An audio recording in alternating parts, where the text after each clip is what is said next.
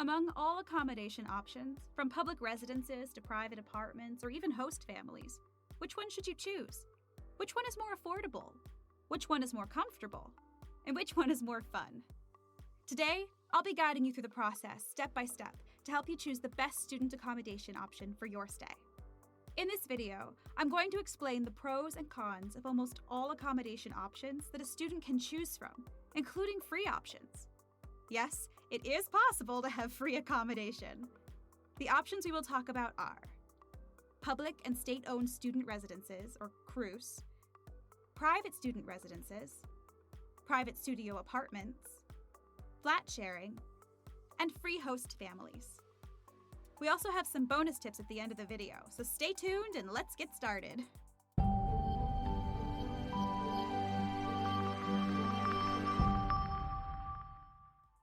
State-owned student residences, or CRUS accommodation. First, you need to know that the cheapest accommodation available in most countries is managed by the state. In this case, it is called CRUS, which is an acronym of Regional Centers of University and Academic Services in French. A large part of the student population in France live in state or CRUS-owned housing, and prices can vary from as little as €150 for a room to $500 for a studio or small apartment.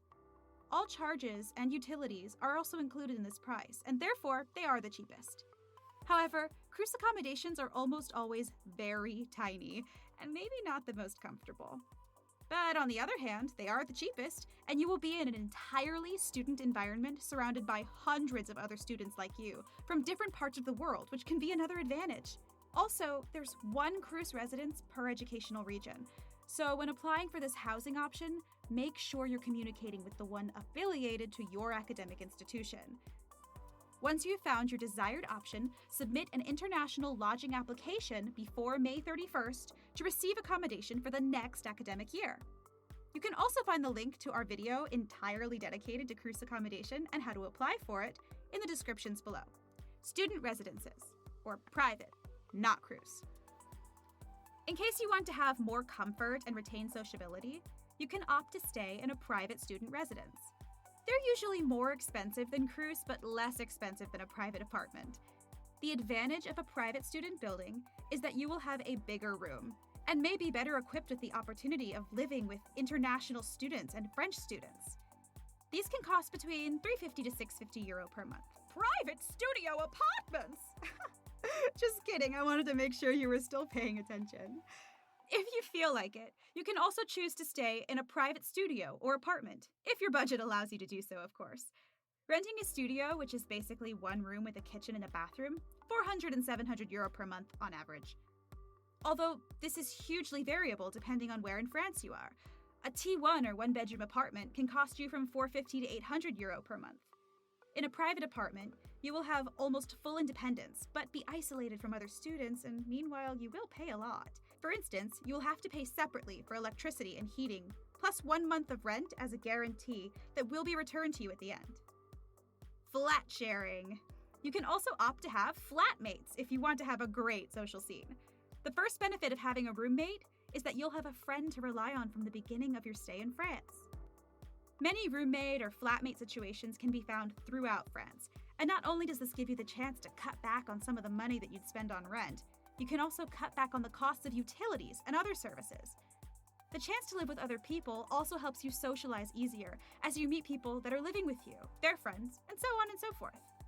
So imagine, you pay less money, have someone to back you up when you mess up, and also have a fun social situation. What's not to love about that? Well, there are some cons about living with a roommate that you should take into account. There's the possibility of your roommate missing payments if they happen to be irresponsible with their money, or maybe your personalities and lifestyle choices clash too much. However, don't let this discourage you from living with a roommate, as even if you don't end up being the best of friends, at least you can agree on living together during your stay and setting boundaries to make your stay the best. Free host families. There's also the option of staying with a host family, especially if it's going to be a short course. This is especially good for underage students, but also for adults. Living with a host family is usually quite cheap, or free, but there are always some conditions and rules that you have to accept. Sometimes you can even get paid for living with a host family in exchange for some services, such as passing some of your time with the host or hostess who basically needs someone to talk with, or doing his or her shopping, etc. Your host or hostess will provide a welcoming environment, support your learning, and offer an authentic window into their culture. And to help you make the most of your stay, you communicate with your host family before you book, getting to know them and their interests. Host families can be traditional nuclear families, single-parent families, or even single adults or retirees. But staying with one of them will allow you to practice your French language greatly.